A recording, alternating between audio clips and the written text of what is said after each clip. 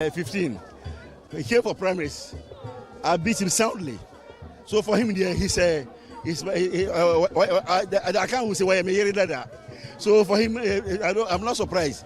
And I know very well that he's somebody who's ambitious. I knew very well that he was somebody who wants to go forward.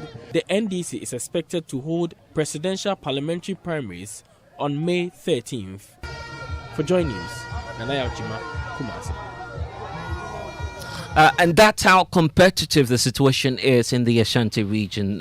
But the story appears to be slightly different in 6 constituencies within the central region, because all these constituencies, including that of the minority leader himself, Dr. Cassiel Ato Forson, will have the aspirants or the candidates go unopposed. Of course, we have a wrap for you of how the vetting process went through in that part of the country. Richard Kojianko joins us with more details on this. Richard, you've been monitoring the vetting there. What did you find as part of the processes leading to, of course, after, and what we're learning of now? Well, so 3 constituencies are currently on hold. The Efutu constituency, and you know that constituency is being held by the MPP Afenyo Makin. We have the Gomoa Central being held by Nana Iya, and then the Asin North, you know, the Asin North MP is currently in court, and so they decided to hold on with those constituencies. Now, the vetting actually was done for 20 out of the 23 constituencies we have in the central region. When it comes to the situation of those who are going unopposed, are we clear on the circumstances leading to this, as to whether or not it is influenced largely by the party, or this is done out of consensus? Well, so in some of the constituencies, they simply, when opposed, other people did not contest them. We do not know the reasons that were assigned for them going unopposed. So we have 6 of them. Gisela Tete for Ewutu Senya, and she is the incumbent MP. We have Shaibu Mijima for the Asin Central. You know, the Asin Central is being held by Kennedy Japan. Mm-hmm. And then we have Emilia Ankoma for the Upper East region, Upper Dentra East, that is also being held by the MPP. And this is still in the central region. The central region. We also have the minority leader, Dr. Cassiel Ato Forson, Ejumako Enyan Esiam, and he is also the incumbent. We have Daniel Ohine Dalkon, Upper Dentra West, also in the central region. But one out of the 6 has an issue, that is the Agona East constituency. It is yet to be determined because there is an issue with the other contender. So if that one is cleared, then it means that Queensta Pukia Soya will also go on opposed, so making 6 out of them. And I believe you've been speaking to some of the aspirants. What have they been telling you? So some of them are going unopposed. Others are also being contested, and they are in high spirit. They feel that they could win the seats. Quite cool. I mean, it was normal. They spoke about the petitions. They found no merit in the petition, and they cleared me. After that, we balloted. I am number 3, and we are going to contest. Yeah. As I have told them, I am bringing a change. I'm going to make NDC more vibrant, more attractive, and we're going to make sure that we get a seat from MPP. Let us all stay calm.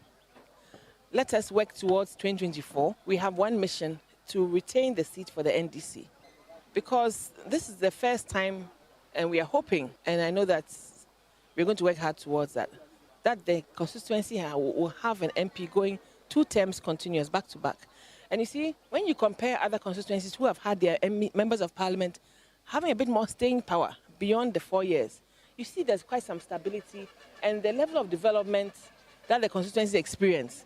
Unfortunately, we have not been able to have that because of the change, the frequent change in leadership on the parliamentary front. And it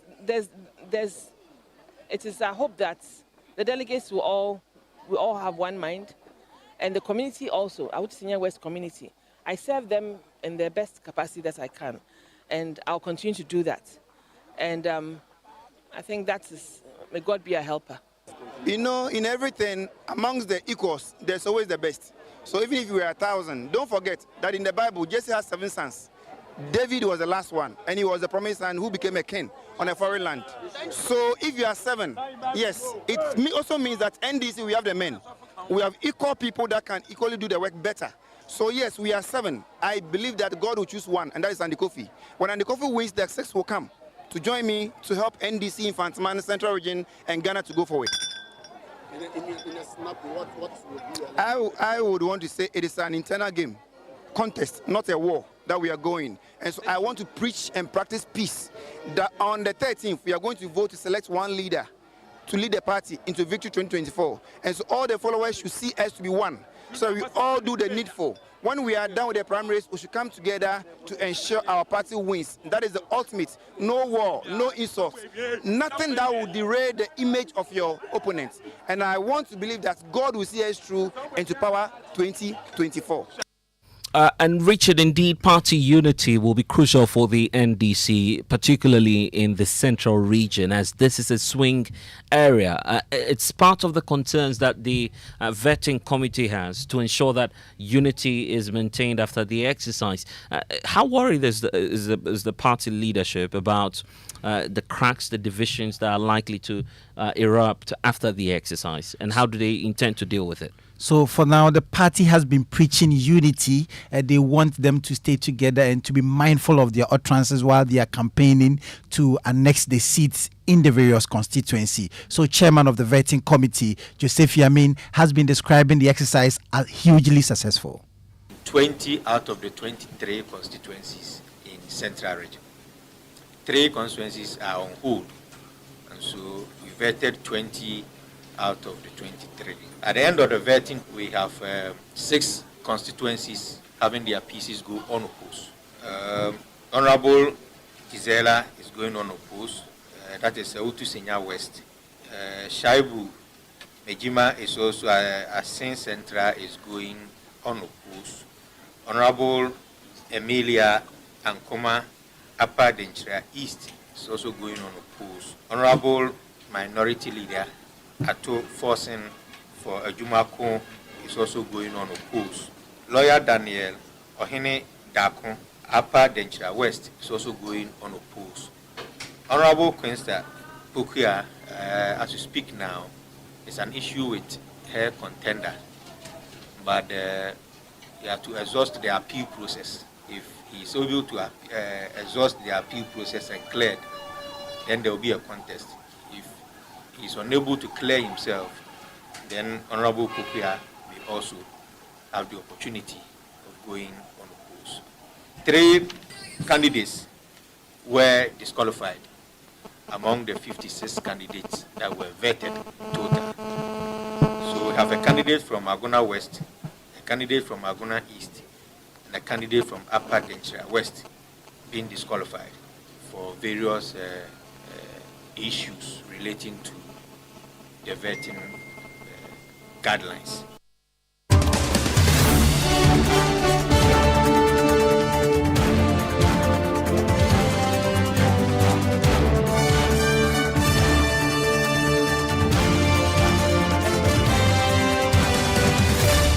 And we've been to the Ashanti region, now to the central region with my colleague Richard Kojo Nyako, bringing us up to speed with developments in the central region, with 6 contenders going unopposed in the internal primaries of the NDC. But what's the situation in the Greater Accra region? Because Joy News is learning that the NDC in the Greater Accra region says it has started investigations into actually unravel the circumstances surrounding the challenges associated with the filing of nominations by parliamentary candidates from the Ayaso West Wuogon constituency. 3 aspirants, actor John Dumelo and actor and movie producer Fred Nyama and Moses Beifi Echampon were expected to have been vetted on Monday, but it was rescheduled to Tuesday. But on Tuesday, the vetting again was suspended until further notice. Joining us now is the secretary of the Greater Accra Regional Wing of the NDC,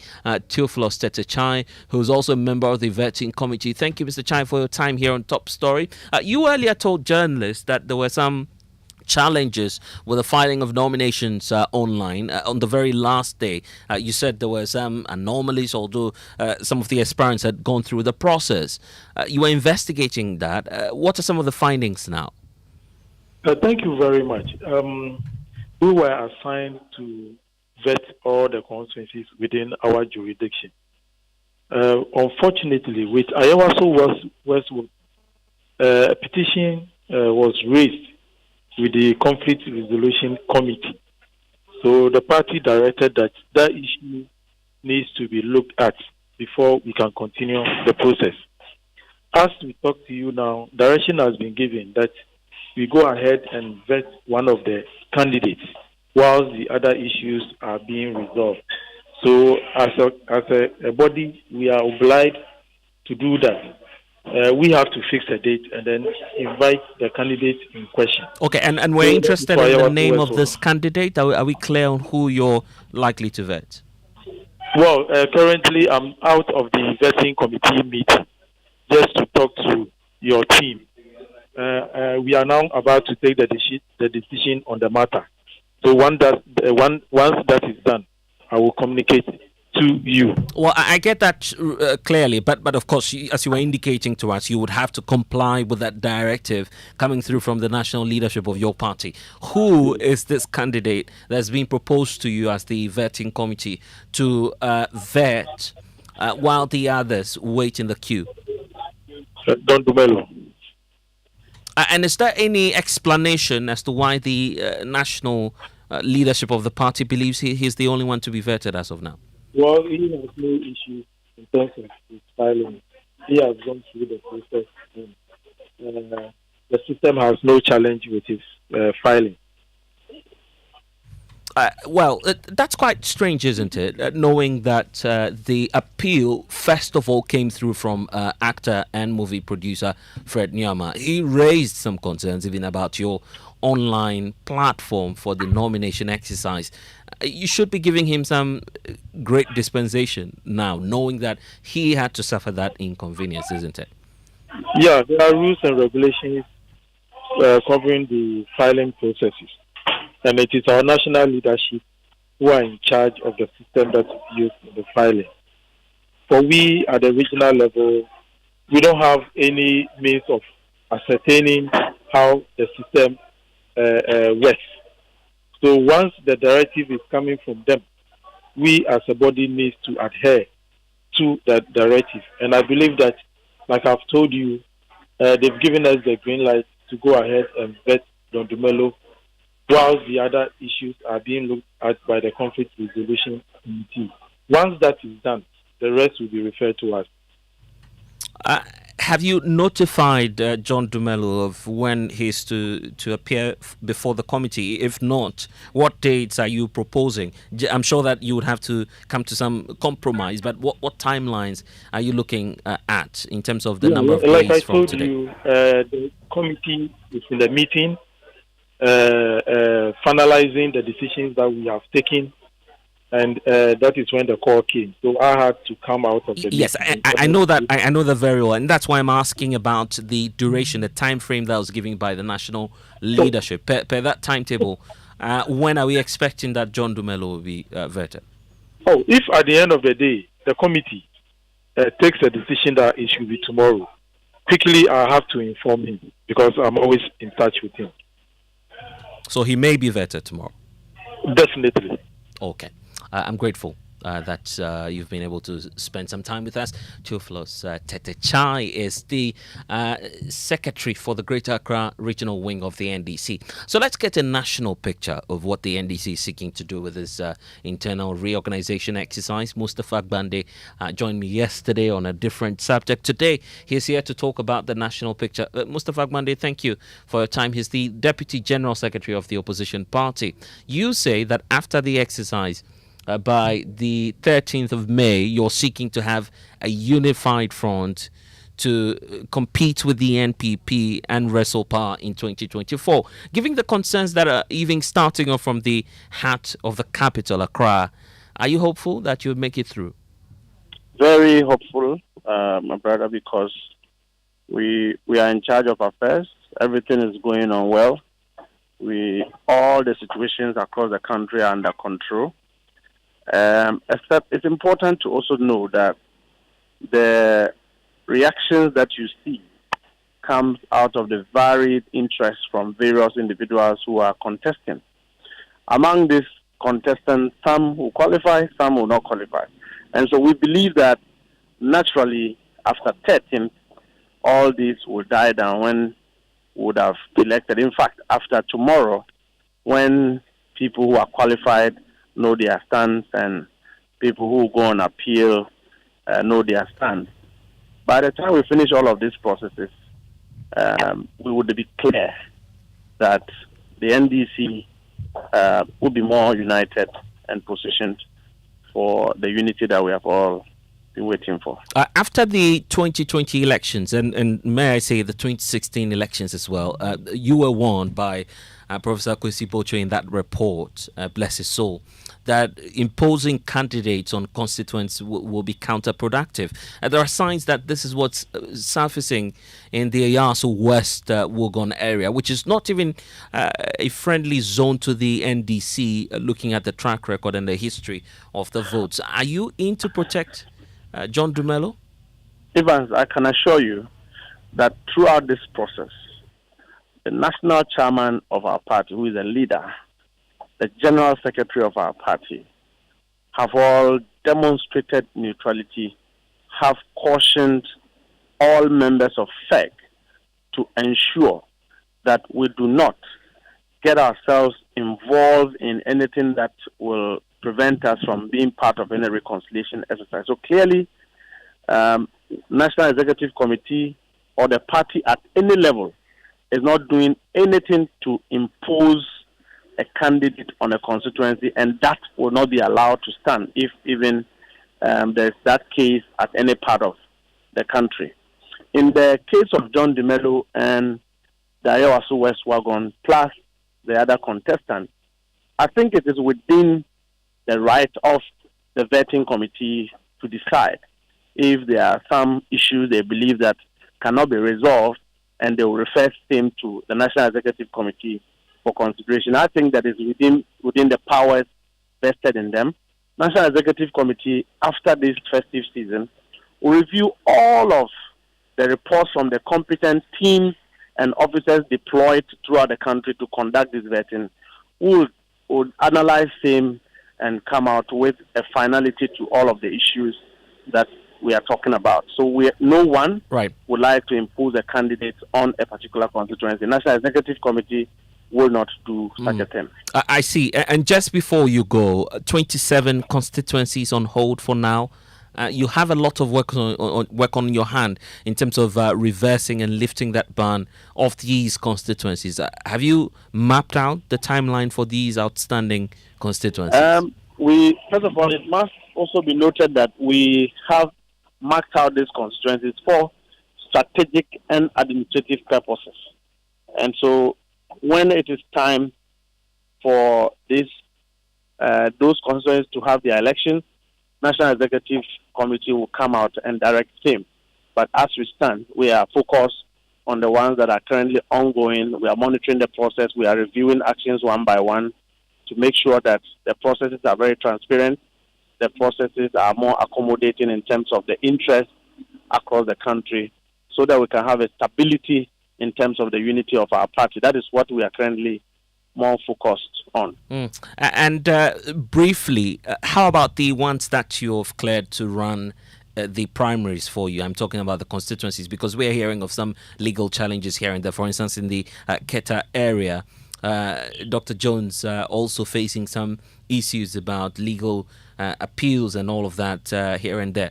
What's the plan? Have you put on hold some more constituencies just to make way for the resolution of these differences? I think that National Executive Committee have envisaged all of these challenges. And that is why, if you look at the processes put in place, we have a vetting committee, we have an appeals committee, and then functional executive committee of the party is also in existence. And so when you are dissatisfied with an issue at the vetting committee, the processes allows you to appeal. The appeals committee will look at that and review the work of the vetting committee and issue a ruling. If you are still dissatisfied, otherwise, if there are issues that can be referred to functional executive committee for consideration, it will also exist to do their work. So currently where we are now, the vetting has done their work. People will be dissatisfied. If you are, you will appeal. All right. The appeal committee will look at it. And if you are dissatisfied, then we can go into the processes. But as for legal issues, we cannot do such an important exercise and think that we will not have challenges. These challenges comes with the moment that we find ourselves in. I believe that its phase is when we finish, this phase will go away. All right, and I'm grateful for your time. Mustafa Gbande, Deputy General Secretary of the National Democratic Congress, giving us updates on what it is that the party plans to do before, during, and after the exercise. Politically speaking, what will be the outcome and perhaps the impact on the NDC itself going in for this early internal primaries? Dr. Asar Asante is a political scientist at the University of Ghana. Thank you, sir, for your time. The NDC is ahead of the NPP in terms of organizing its internal contest. Will this bring some political advantage to the opposition party? No. The answer is no. The time is important, but it doesn't really matter, right? Definitely, all of them will go through a process to get representatives selected for the Battle of 2024.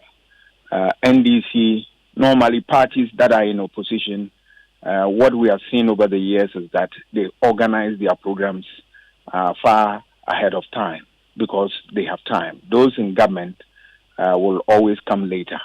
But it doesn't matter. Once you go according to the dictates of your constitution, and then the process is fair, and it allows people to compete, to get selected for the exercise ahead in 2024. That is all that there is to it. Protecting some MPs has been, of course, a key debate within the NDC. Would you encourage that? Pardon me, can you come again? The protection of some key seats for the NDC has come up as a major debate within the party. Would you encourage national leadership to protect, quote, some experienced hands? That is no for me. Oftentimes we had political parties. NPP suffered a similar fate last election. When they decided to keep some people in parliament and all that. This thing goes with a political cost. Why am I saying this? Every person who joins a political party has a goal that he wants to achieve one day. He wants to serve, and at the end of the day, he will also be given opportunity to serve his party. Not everybody, though, but most people think this way. So they come, and then they demonstrate to you that they are loyal, they are servants, they serve their party. So when the time comes for them to also express their interest in whatever decision that they want to make relative to what their dreams and aspirations, and you want to curtail or thwart that, you are likely to be confronted with a problem. And these are some of the things that generate internal, problems within political parties, and it undermines their political fortune. Because once you do that, they will make sure that whoever you want to protect, they will sabotage the person. It is normal. I'm looking for power. You are preventing. I will look for other means of either attaining power or undermining the one who has power. That is also, sometimes they put up argument. I don't know what the NDC has said, that sometimes those people who they want to protect are experienced in parliament. They have seen it all and all that. Nobody goes to parliament knowing everything. They all go there, and then through the socialization process, they get accustomed to the rules governing the work that they do there. They are developed for the best of society. So those arguments, it doesn't bring anything good to the party. It only undermines their fortunes. Right, and that conversation will certainly continue within the NDC. I'm grateful, Dr. Asar Asante, political scientist at the University of Ghana, for joining us here on Top Story. I'm blessed to go next. It's Newsnight. Ever visited a shop, picked a whole basket of provisions, toiletries, and very essential things you need, battled a long queue to finally pay, only to be told you can't pay to a merchant number? The way that thing they pay, but with Vodafone Cash, there is no problem. Now on Vodafone Cash, you can pay all merchants on all networks. Easy peasy. Aye straight. Aye direct. Aye sharp. From your Vodafone Cash wallet to any merchant's number on other networks. So whether you are buying provisions or fuel, medication or food, whatever the service or need, just pay conveniently from Vodafone Cash to any merchant's number. Simply dial *110# to make payment to merchants on other networks today. Vodafone.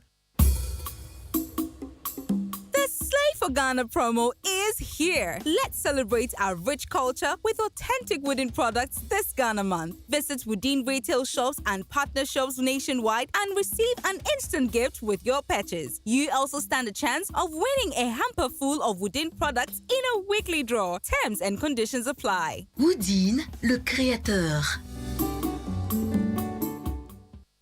Yes, it's NASCO Small Appliances Flash Sales Promo. You stay in or get outside. Happy times with your family, picnics, and more. Get go with the iconic NASCO Small Appliances. Your NASCO Kettle, 99 Ghana cedis. Blenders, 279. NASCO Coffee Maker is going for 139 Ghana cedis. Portable Dry Iron, 99 Ghana. Portable Water Boiler, 129 Ghana cedis. Standing Fan, 299. High Quality Popcorn Maker, 259 Ghana cedis. You can take these anywhere as a joyous festive season awaits Ramadan and Easter. Blenders Sandwich Maker. Yes, it is love from NASCO. And for those who want to stay indoors this season, go for your NASCO TV, AC, fridges, washing machines, and more. The iconic NASCO Small Appliances will take you everywhere. Call 024-243-9437.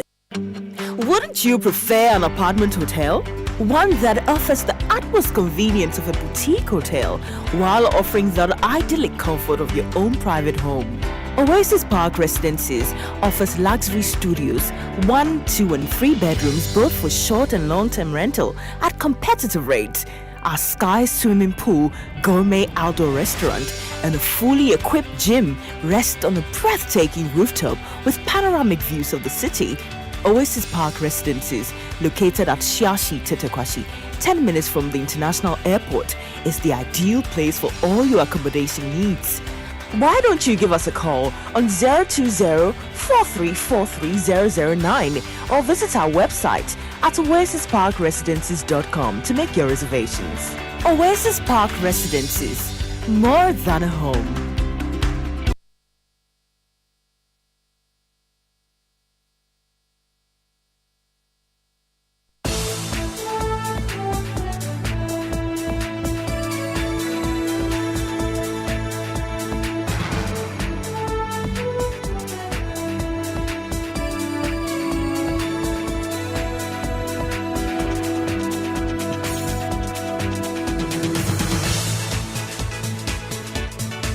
And welcome to News Night. In the next 60 minutes, it is emerging tonight that 21 shots were fired by the unknown gunmen that shot into the private vehicle of the Ghana immigration officers, killing one and leaving the 2 others in critical condition. I couldn't sleep. I couldn't just imagine this callous, barbaric act of just spraying into a private vehicle on armed officers who were in mufti. I just couldn't imagine.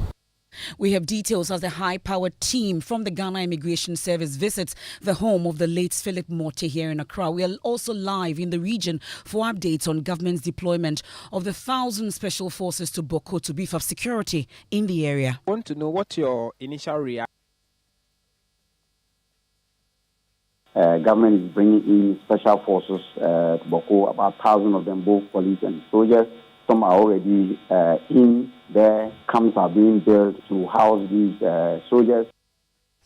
Also tonight here on Newsnight, 2 persons dead, 3 others missing in a communal clash over land at Kojeyeri in Wa West District in the Upper West region. We have live details from the area. The incident, according to spokesperson of the Samune clan, Alhaji Abubakar Sufyan, occurred last Sunday when they sent 27 young men to their kraal at the Bise enclave in the Wais district to inspect their cattle and also cede portions of their lands.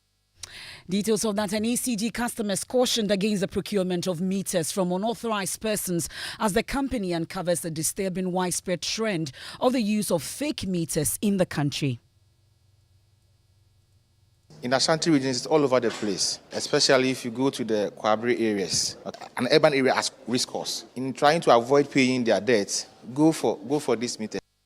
We'll hear from the team as it continues with its mass disconnection and revenue mobilization drive in the region. Meanwhile, the Ghana Water Company is serving notice to factories and households whom it says must pay at least 70% of their debt or be disconnected from the national grid. Whoever and wherever we have managed to go there to retrieve, we are your premises and you can settle the amount in total. We wouldn't take less than 70%. And in business, total amount of money in circulation shot up significantly to reach over 200 billion Ghana cedis ending February this year. And in sports, we'll hear from legendary boxing promoter Bob Arum, who has tipped Ghana as a potential host for a world title bout in the near future. And much later, the social media and public anger that's greeting government's decision to introduce taxes on lotteries, sports betting, as some punters describe the initiative as needless. The government is confused. They don't know what they are doing. What work did the government do for you in winning the bet? Because some of us, we spend 6 hours on calculating the outcomes of matches. We have that and more in tonight's edition of Newsnight. Please do also join us with your thoughts, and your comment is via WhatsApp is 055-1111-997. I am Emefa Apo.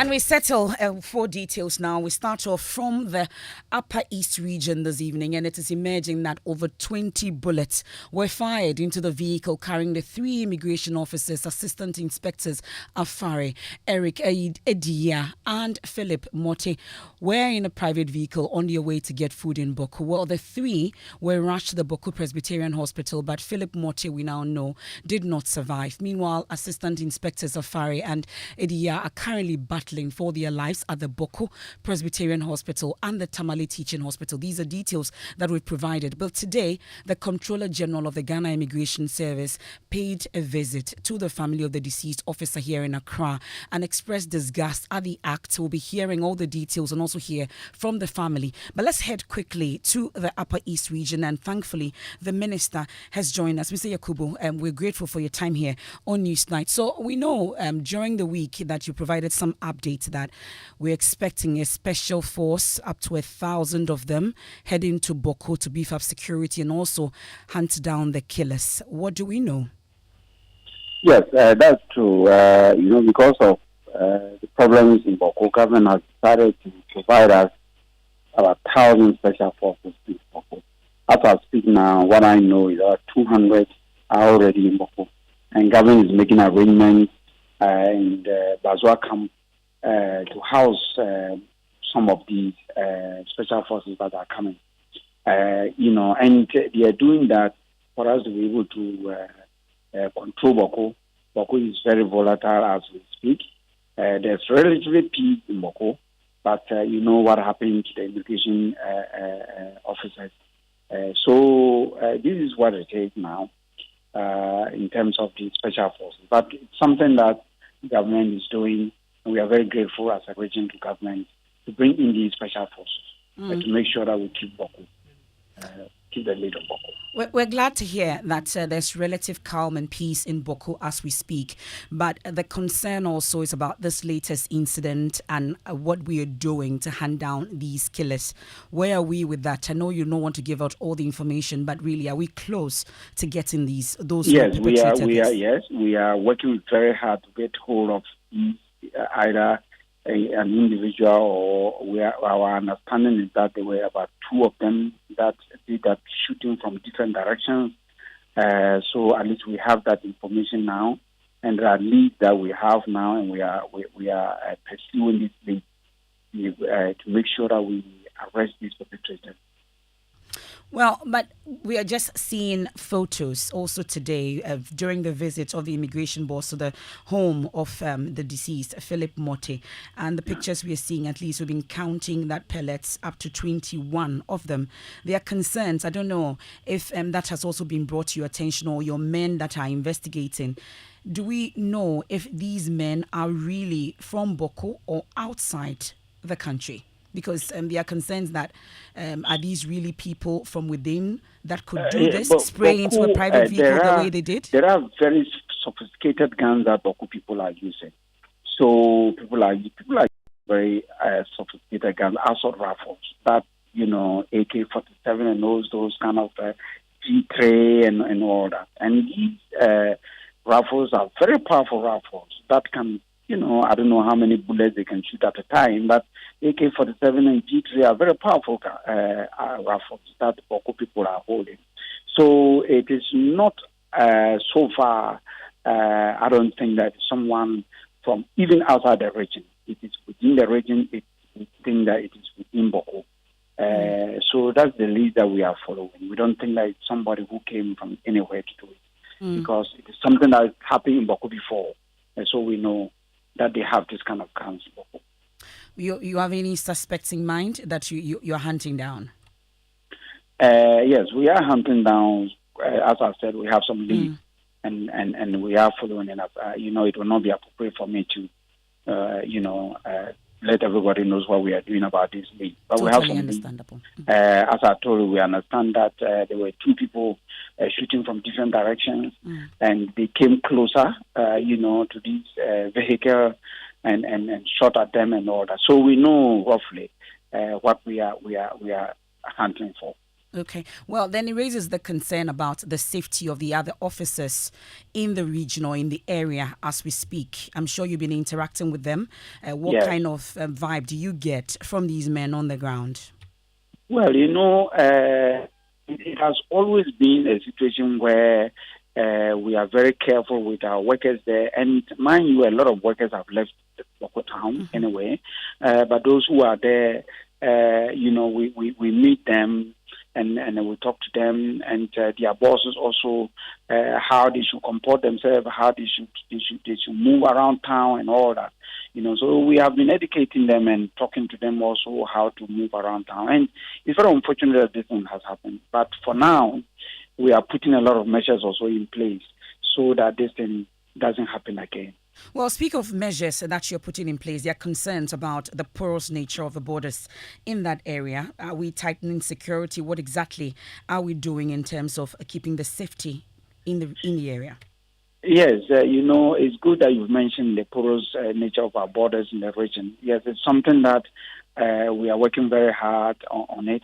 And it is about intelligence gathering, and it's about people telling us cars moving in with these guns. And our worry has always been what is happening in Burkina Faso, and the guns that are able to move into Boko area, and because of the conflict, people think that their only way of surviving, the only way of having security is probably buying sophisticated guns. So now we as RESEC, we are trying to adopt a different strategy, for people to know that, look, problems, yes, can come in life, but we can resolve some of these problems with sitting down and talking, but not with assault rifles. And I think that this is helping, because we think that it is the individuals, people will have to understand that, look, it is important for us to put these guns down and solve our problems. And I think that if we do that, it will help us a lot. And that is the nature in which we are going now also, and also beefing up security and making sure that we're doing a lot of searches also along the borders to make sure that more guns don't enter Boko. But whilst you try to prevent more guns from entering, you talk about the sophisticated nature of some of these weapons that are already in the area. Are there any attempts really to seize some of these arms that are already in Boko? Are there any attempts at all? Yes. There has been many times that the security service have swooped places in the night, at dawn and all that. But sometimes it's very, very difficult to be able to, see some of this. But I can tell you that the government has brought in sniffer dogs. Something that I just shouldn't talk about, but at least I want the listeners to know what government is doing. And these sniffer dogs are helping us a lot. It is a new strategy that we are doing, and there's more also that we are doing, and we hope that we'll be able to, see some of these sophisticated assault rifles. We're indeed grateful for your time. Mr. Stephen Yakubu is the Upper East Regional Minister. Of course, we are also live on A1 Radio and Dreams FM in Bolgatanga, so residents there have also heard some of the calls that you've made. Thank you so much. Well, I've been telling you earlier that the Comptroller General of the Ghana Immigration Service, Kwame Tichi, together with a high-powered delegation today, paid a visit to the family of the deceased officer, Philip Mote, here in Accra, and he expressed disgust at the act. You can listen. I speak now. My minister, Honorable Ambrose Derry, should have been here.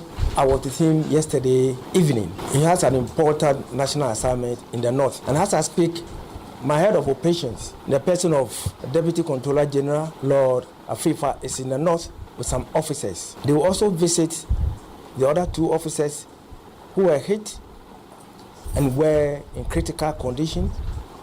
But by the grace of God and the doctors, they are stable. I had the information Monday around 8:15 from the regional commander of the Upper East, and quickly decided to inform the head of operations to check. So by the time I sent the information to head of operations, Mr. FIFA, he had also sent it to me.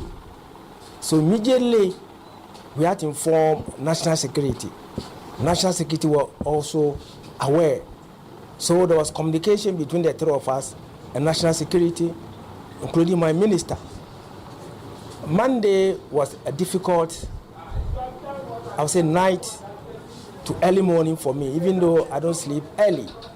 I couldn't sleep. Well, I couldn't just imagine this callous, barbaric act of just spraying into a private vehicle on armed officers who were in Mufti. I mean, I just couldn't imagine, and was praying that they will survive. Unfortunately, as had been said, Philip could not survive. I want to assure you that the government will do its best through the minister, my council and management, to give our colleague a befitting burial. It was just needless for those who had perpetrated this callous act. But I always say that in life, there's always the law of karma. You can just decide that, oh, it's not true. Definitely they'll pay for it. To take a soul that God has brought onto this earth, when it's the duty of God to do that at the appropriate time for them, then a human being, without any act of provocation, will just take their lives. The day of reckoning is coming for them. The necessary investigation will be done. It's just quite unfortunate. The entire immigration officers are so sad, and they are calling on management to take a decisive action. But we know at the appropriate time something will be done about it. We always say that it is God that gives and God takes away. But sometimes I have a divergent view. God will take it at the appropriate time. God will take it at appropriate time. That's the Comptroller General of the Ghana Immigration Service there speaking when he visited the family of the late Philip Mottey. We can hear from brother of Philip Mottey, he's Cephas Mottey. What is even more disturbing is the fact that our father, who happens to be an educationist, taught between January 1959 and August 1961 in this northern region. This same place, he educated people, he raised people in that same vicinity, in the LA Middle School, Ketejeli. And now, if you are grooming people, all right, you sacrifice your life, you dedicate to service, you want to see that other people's children do well, do better.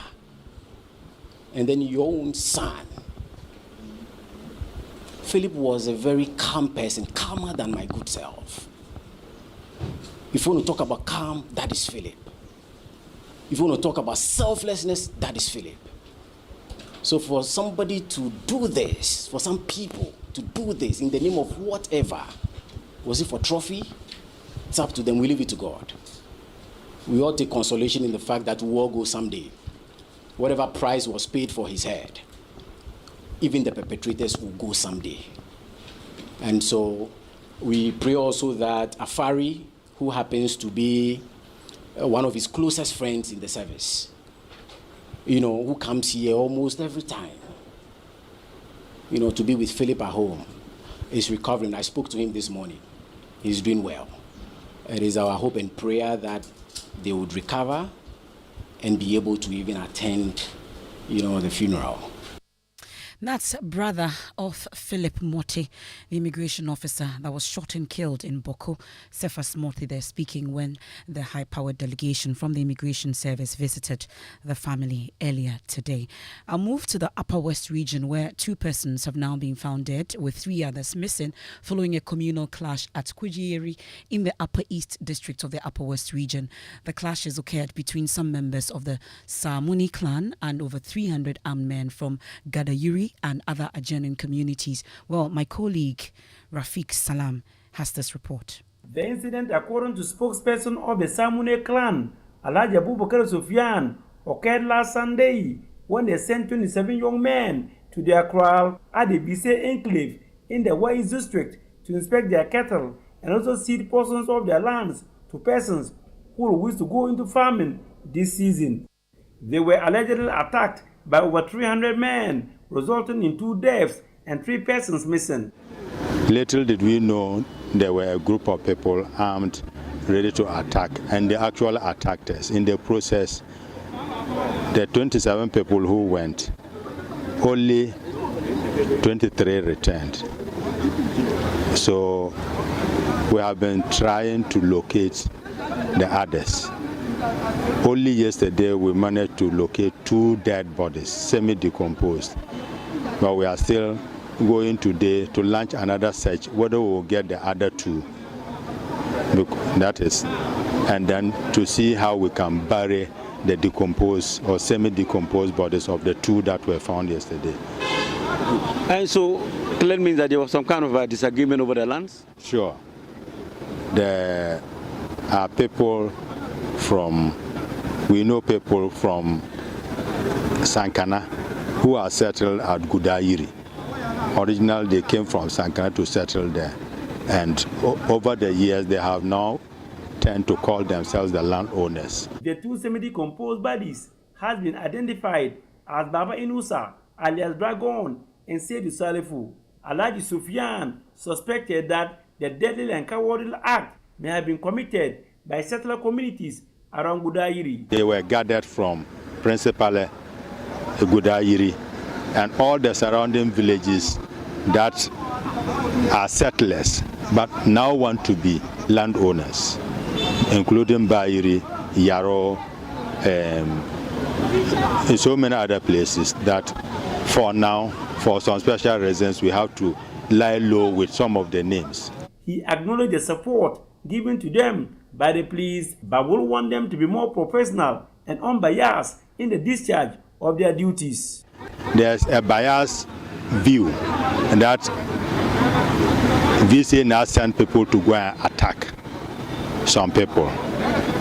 That is a very biased view, and we don't know the source of it, and that is what is circulating. And that seems to be the basis of action of some of the people. But I don't know whether their view has since changed, because they have been to the site. They have been to the crime scene, and they have seen the magnitude of the problem. And I wonder if somebody will send 27 people to go and face 350 well-armed men. I don't know the circumstances under which somebody will send 27 people to go and face a whole army of 350 well-armed people. So you are seeking for justice? Sure. And we will push for justice until justice is done. Since the incident happened last Sunday, no arrest has so far been made by the police. Our information that we are pulling on indicates that 6 or 7 cartridges were retrieved from the scene of the incident. The police for now says they have been able to bring the situation under control. Reporting for Joy News, Rafik Salam. Wow. We'll head to the Ashanti region now, and the Electricity Company of Ghana has disconnected power supply to the official residence of the District Chief Executive of Amensia South District in the Ashanti region. At least 4 floodlights were on when the ECG Revenue Protection Task Force visited earlier today. Led by the Ashanti Regional Director of ECG, David Bwedia Samwa, the task force took away electrical cables used for the illegal service connection. And we know that Clement Opoku's residence was amongst several private homes and public institutions disconnected on day 1 of the revenue mobilization exercise in Manso Edubia. Engineer Boedi Asamoah tells Ohiming Teria of our security desk he had no sympathy for the DCE, a man he described as a friend. The DCE for is it Amansia South? That's right. The service connection to the house is unauthorized. It doesn't go through any ECG document. So we term it as illegal extension of service to the place. You could see that if you look at this place. You could see this pole. We call it scantling pole. It is not a standard pole, and it's using it even through somebody's plots. This is the work we are doing. We are terminating the service, the illegality. Then if you need the service, you should apply. In the first place, there's no application. That is why we call it illegal. There's no application to ECG at all in any way.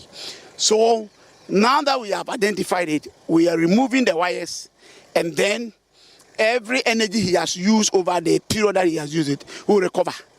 How do you recover the used energy? Because for me, as an ordinary citizen, it's a bit difficult for me to decipher. Help me understand. Beautiful. That is why we engineers. We know how to recover it, because we will determine the energy you have used through the load. We have already picked the load, so we know the current that is flowing through the wire. We'll use that one to do the calculation and the estimated energy he has used over the period. Well, let me take you live to the Ashanti region. My colleague Ohiming Teria is with the team. He joins us live. Ohiming, so let's talk about this particular disconnection exercise of the DC's resident.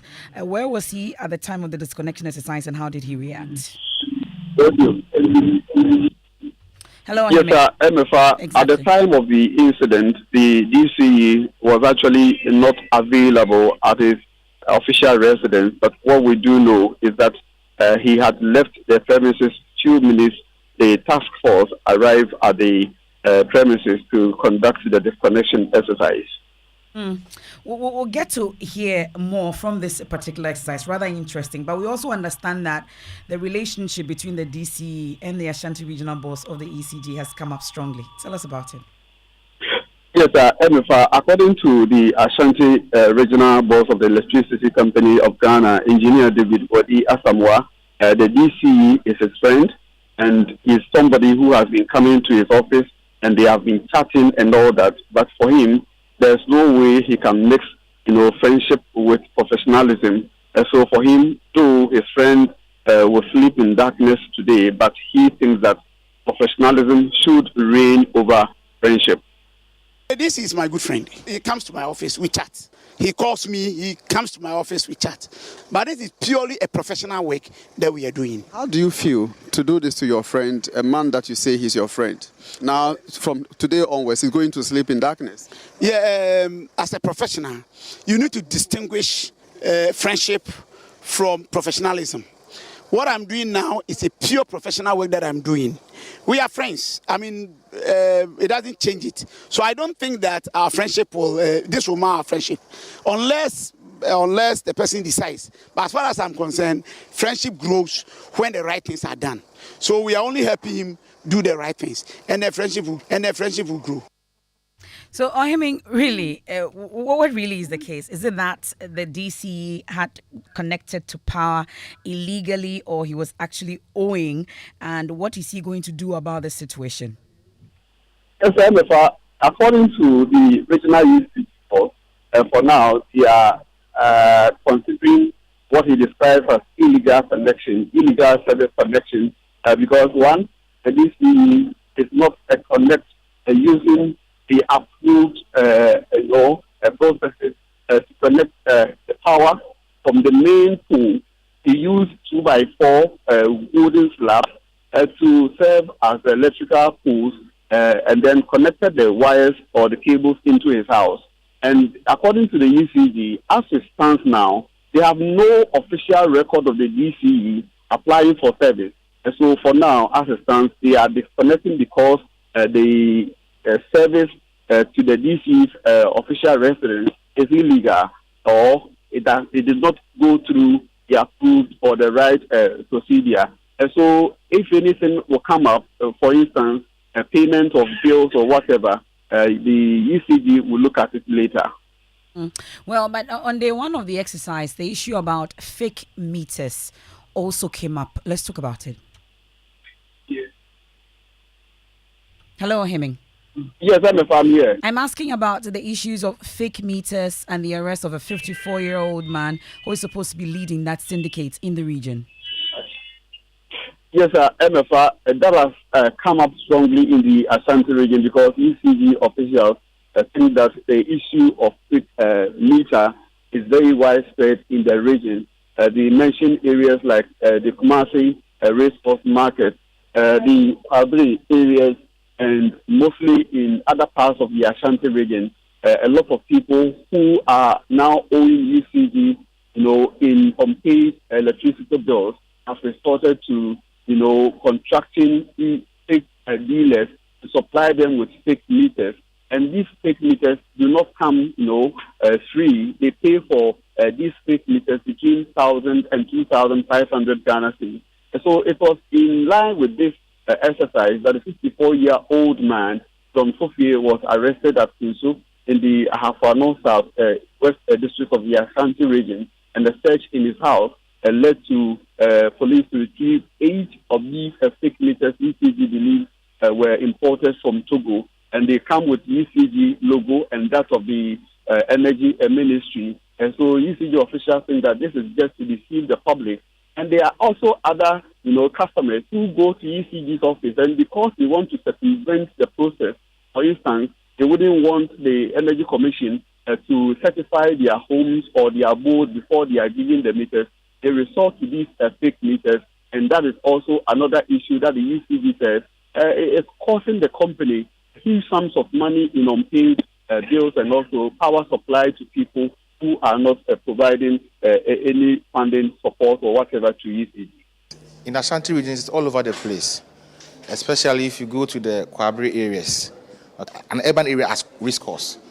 So our customers, some of the stubborn or recalcitrant customers, in trying to avoid paying their debts, go for these meters. And in Ashanti region, here in particular, I tell you, it is very, very widespread. Anybody who needs meter, just instead of walking to an ECG office, prefer to go through a guru boy, an intermediary, who in the end deceives the customer or the prospective customer. Because most of the times, the processes that you have to go through, now we are regulated. Before we can give you power, you have to do your energy commission and all those things. Most of the public think that is a frustration for them.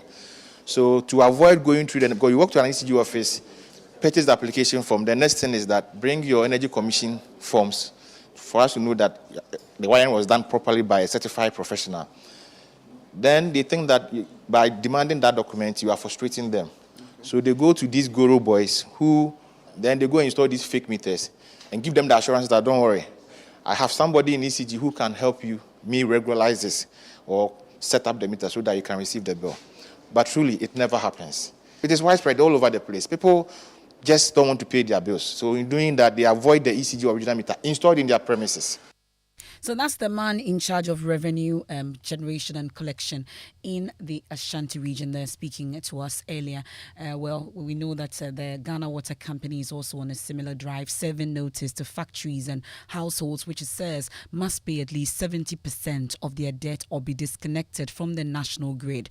And also in the Upper West region, the area manager of VRA and NEDCO, engineer Francis Yameso, has disclosed that customers owe the company a staggering amount of 107 million cedis. 82 million of the amount is owed by ministries, departments, assemblies and agencies, whilst domestic consumers owe them 25 million Ghana cedis. Well, that's the situation. It was disclosed at the opening of a customer service clinic in Wa. Let's do business now. George Yafi, who is not owing ECG or Ghana Water Company Limited or NEDCO for that matter. But it won't be ECG, but it could be something else. Well, what's in business, George? Well, MFA, coming up in business, total amount of money in circulation shoots up significantly to reach over 200 billion Ghana cedis ending February this year. We'll also be hearing some news from the IMF Managing Director, who is intervening on behalf of Ghana, Zambia and Ethiopia with China in terms of how China should fast-track discussions on restructuring these countries, their debts. The business news on Newsnight is brought to you by MTN Business. Welcome to the new world of business. Allianz Life and Ghana Pay. When everything worth doing is scheduled, hitting the stop button on your alarm just in time for your morning jog. That's happy moments listening to your baby's heartbeat at the doctor's office. Or an arranged virtual meeting with that big client. Buy airtime ahead of time with scheduled airtime service on MTN Momo. You can schedule your airtime purchase of any amount daily, weekly, or monthly by dialing *170# option 3 and follow the process. Or simply dial *170*311# for a superb airtime purchase experience. You enjoy 100% bonus airtime anytime you recharge yourself with MTN Momo. Keep on talking with that 100% feeling. So, what are we doing today? MTN. Son, we are so proud of you for setting up this hospital. I really love those hospital beds and waiting chairs. By the way, did you import them? No, Dad, I didn't. I actually got them from Kingdom Books and Stationery right here in Ghana. Wow. We also bought our office supplies, safes, executive desks and chairs from Kingdom, and they gave us expert advice on how to set up our office. Guys, that makes 3 of us. I also got our sofa and bedroom sets, plus our dining hall furniture for our new home from Kingdom. Wow, Mom, that makes 4 of us. I usually get my stationery items from Kingdom, and my teacher also mentioned that our classroom furniture was provided by Kingdom. So there you have it. Whenever you're thinking about setting up an office or acquiring furniture for your home, etc., Kingdom Books and Stationery should be your first point of call. With over 40 years experience in the industry, we stock and supply a wide variety of globally sourced office and home furniture, stationery and equipment. Visit our head office, Osu Akwaje, or our office near the Osu Stadium. We're also in Tema Community 1, opposite Olam SHF, Kumasi KNUST campus, UCC Cape Coast, and now at the Marina Mall, Airport City. Or call us 0302-764101, 764209, or 762792. Visit our website, www.kingdomgh.com.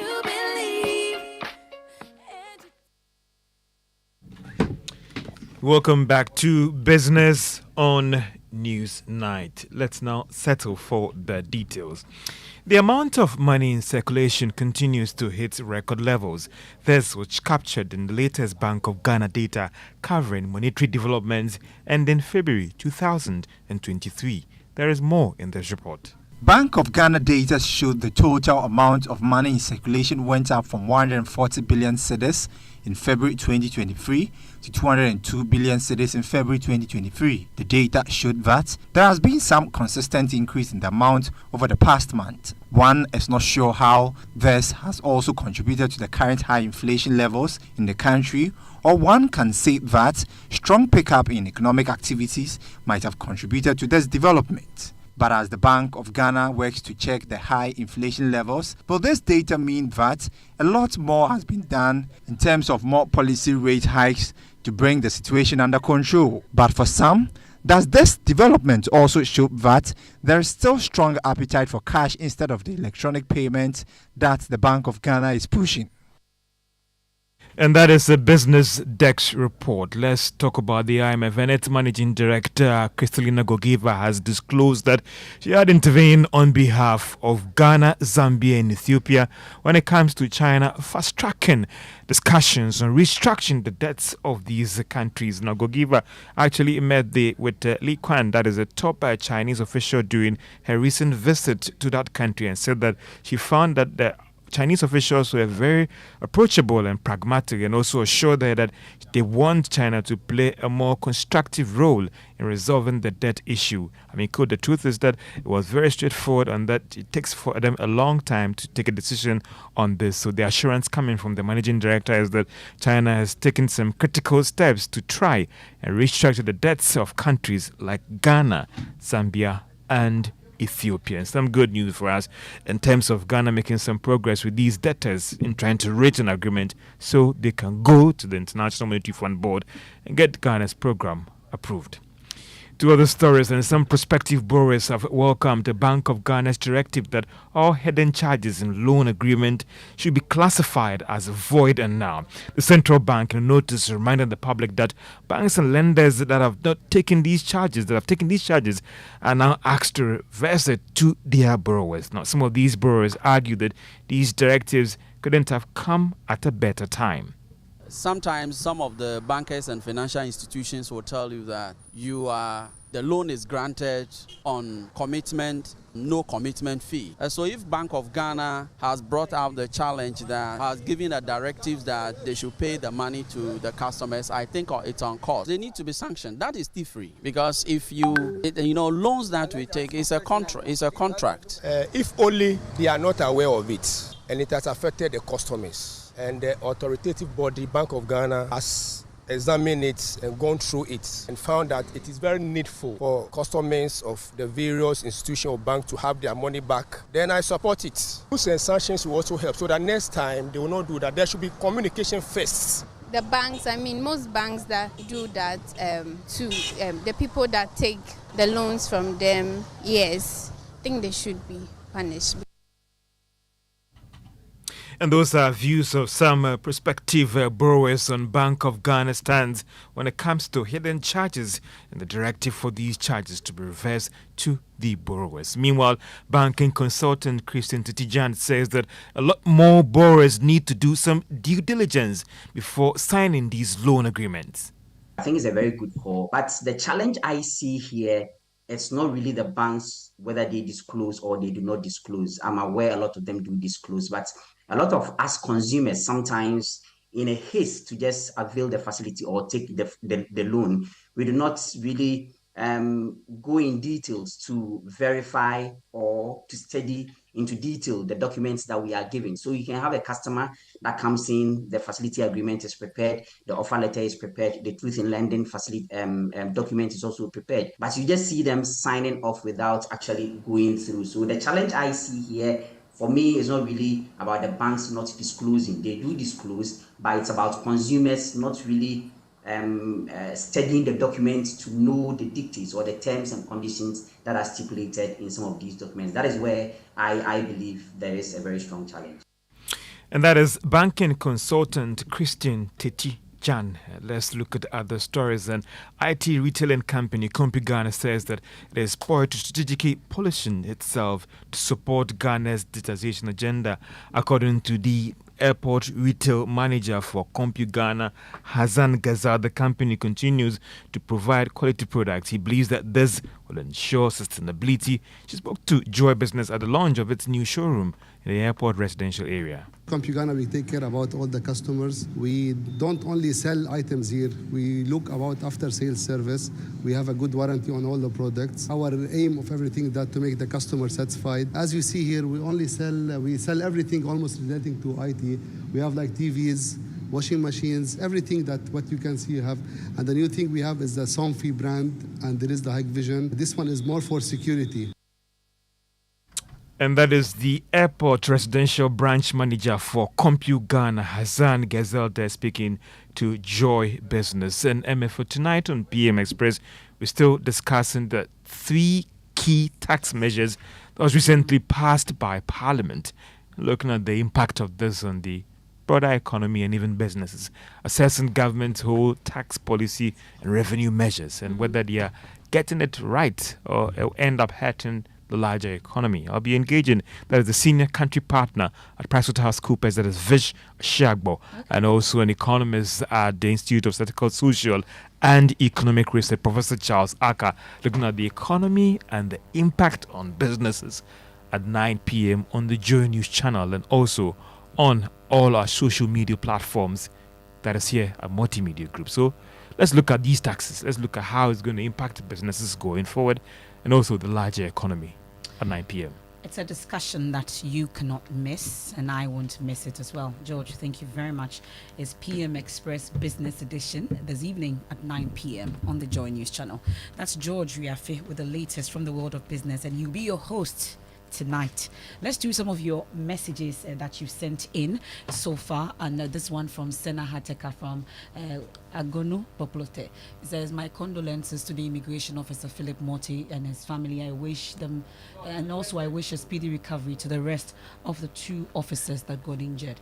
And Kofi Seidu says, I'm appealing to my people at Boko to smoke the peace pipe and iron out their differences and give peace a chance, because there's no development in the midst of war.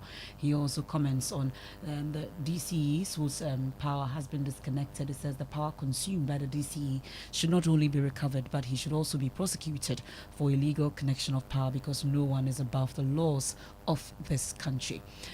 Thomas in Bolgatanga says the security agencies should search and retrieve all weapons in Boko, registered or not. And Lincoln in Akwitiman says security in the country is getting to another level and must be checked. Some of your messages that you've sent in so far. Let's bring in Musbao. He has the latest from the world of sports, and then we get into some other stories. Musbao? Yes, MFA. Well, legendary boxer, promoter Bob Arum is the one who's been speaking, and he's of Top Rankings promotion, and he's tipped Ghana as a potential host for a world title bout in the near future if the country continue its stride in boxing. Well, he's been speaking to my colleague Nathan Alato in Oklahoma, USA, and there he also eulogized Ghana's boxing great Azuma Nelson. If the young man is cut from the same cloth as Azuma, as Corte, as now Dogbe, yeah, of course. But again, I'm not naive. Just because they're Ghanaians and they were so good as fighters and as human beings doesn't mean every kid from Ghana is going to be the same. The same, right. So again, yeah, I mean, but certainly if somebody comes to us with a fighter from Ghana, we're going to take a look at him. We're going to take a look at him and see if he fits into the program, and hopefully they will.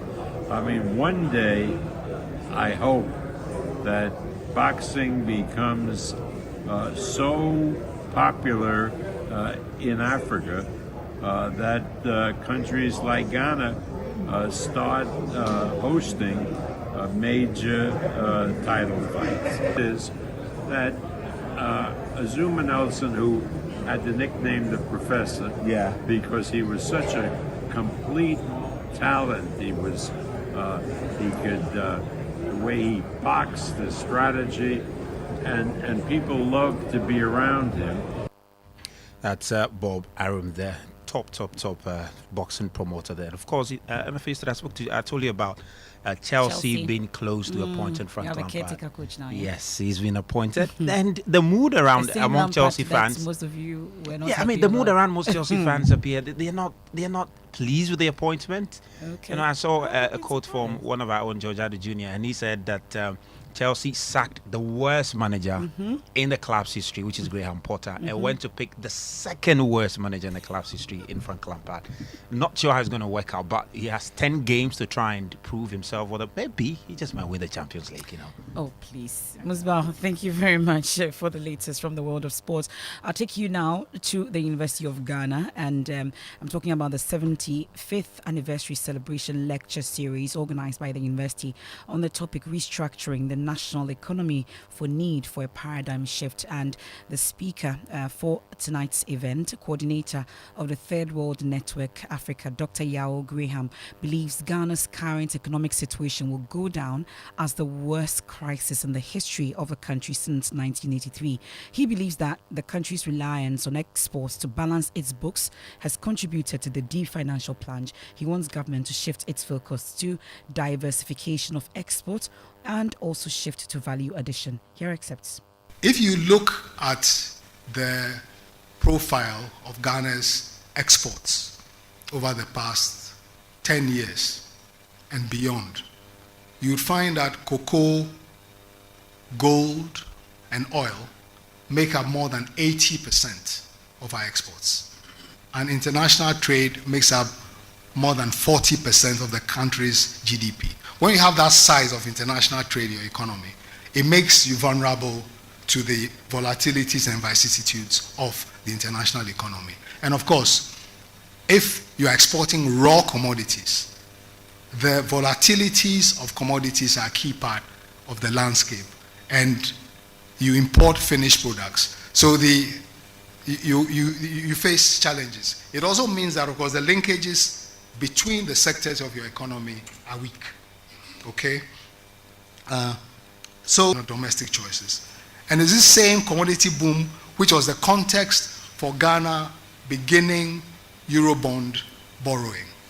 President Kufuor took the first Eurobond loan in his time and has become part of, as it were, the sources of financing with consequences as it's built up. There are questions to be asked, of course, about the basis on which those borrowings were done, the calculation about management, the accountability for them, because the president, when he spoke recently in the State of the Nation address, said the monies were used to build infrastructure.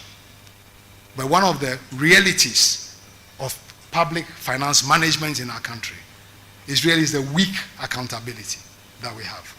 So successive governments build this thing up. I'm raising this point because the crisis of our international finance at the moment is not a single regime problem, it's a cumulative problem. It's a cumulative problem in two ways. One, the accumulation of the borrowing, and two, the accumulation of the consequences of the paradigm within which we are operating. This is the deepest crisis we're having since 1975-83. That crisis under Jerry Rawlings was the moment when Ghana became the shining star for neoliberal reform in Africa. Just a quick thing about some of the stylized facts about those reforms: trade and investment liberalization, financial sector liberalization, export-led growth, the retrenchment of the state, and a focus on private sector-led growth, but also the transformation of the roles of the state and the building of new institutions and, of course, the adoption of new ideologies, as well as the reorientation of state cadre in terms of their function. That's Dr. Yao Graham, is the coordinator of the Third World Network Africa at the 75th lecture of the University of Ghana, and it's currently underway, and it's we'll bring you updates of that on myjoyonline.com and subsequent bulletins. But have you wondered why 10% has been trending all day on Twitter? I'm sure if you don't know, let me give you updates on that. There's been angry reactions from social media users, netizens, over government's decision to introduce taxes on lotteries and sports betting, as some punters describe the initiative as needless. So on March 31, Parliament approved 3 bills on taxes. I'm sure you know that by now: Income Tax Amendment Bill, Excise Duty Amendment Bill, and the Growth and Sustainability Amendment Bill, as part of obligations for a $3 billion IMF fund, we've been told. Well, a component of the bills include a 10% withholding tax at the point of payout deduction. Those you bet you know. Those of you who bet, you understand what I'm talking about. From winnings from lotteries, sports betting, and games of chance. Ahead of the presidential assent, worried punters have taken to social media to vent over the potential impact on their earnings. We'll hear from some of you and the comments that you've been making on social media so far. But let's listen to Petras Ali. He's an expert punter. He described the tax as double taxing and needless. The government is confused. They don't know what they are doing. They are confused. Actually, they are confused. Because if you look at what they've done, especially, when you are even taking a bet, you pay a tax on it. And when you are using Momo to pay, they charge you e-levy. So when you pay the tax on the betting, and you also pay e-levy and you win, they are now taking another tax. This is 3 times. I am not into taxation and I'm not into law, but I know one person, just one event that you are undertaking, you are paying 3 different types of tax. So they are just confused. When you are paying with e-levy, with Momo, you are paying an e-levy on it. Is that not a tax? So how can you pay 3 different types of taxes on one event you are undertaking? If you are not a confused government, you cannot. I think they forgot about some of their own initiatives, that they've instituted a tax on sports betting. They've instituted a tax on electronic transactions. And now when they are saying when you win, you also have to pay a tax. What work did the government do for you in winning the bet? Because some of us, we spend 6 hours on calculating the outcomes of matches. And at the end of the day, you don't even win. Like 2 months, you win 1. And the government is saying, for that time, I'm taking 10%. That he's just confused. Let me tell you, they don't even know what they are doing. And I think by the end of this week, they might even bring a difference in that they've not even taxed sports betting. It's just they are lazy, they are confused, and they don't even know whether they are leaders or not. So that's Petras Ali, expert punter, and my colleague James Aveji has been monitoring what you've been saying, and that 10% has been trending amongst others. James, what are some of the comments that have been made? It's a mixed reaction, as you said earlier. For instance, Eunice Ofori at Eunice_Queen says, betting is the main reason why the youth of this country are still calm. The hope these betting companies give to the youth every weekend and sometimes midweek is the main reason why they have not been rebellious in the midst of this bad governance. So that's the view of Eunice there. Enoke69 at Enoke69 says, as a senior investor, I think one negative effect of implementing a 10% tax on sports betting could be that it may discourage some people from participating in sport betting altogether. The added cost of taxes could make it less appealing to some individuals to play bet. And so those who are betting now call themselves investors. Yes, they are investors. Yes, they call themselves investors. Okay. I mean, they get a profit from that, and so that's why they call themselves invested. Another person says that heavy hitter 2 at Marvin_G says, I should use my head to fix odds whilst government sit on the other end of the table waiting for winning percentage. puts a thinking emoji under that. And another person says from quote, we're moving from taxation to industrialization to taxing lack. Industrialization, no, attention. Okay, Abeji, that's it. Thank you so much for joining us and some of your comments on social media. Ending tonight's edition of News Nights. Those of you who say you are investors amongst others, okay, we'll see how that goes. And that's how we wrap up News Night. There's more when you log on to myjoyonline.com. I am Emefa Apau out on the Holy Thursday, and it's Good Friday. We'll bring you all the special programming right here on Joy 99.7 FM. We have Personality Profile up next. And guess who we're hosting? Dr. Ifua Asabia Sare, CEO, Ghana Export Promotion Authority.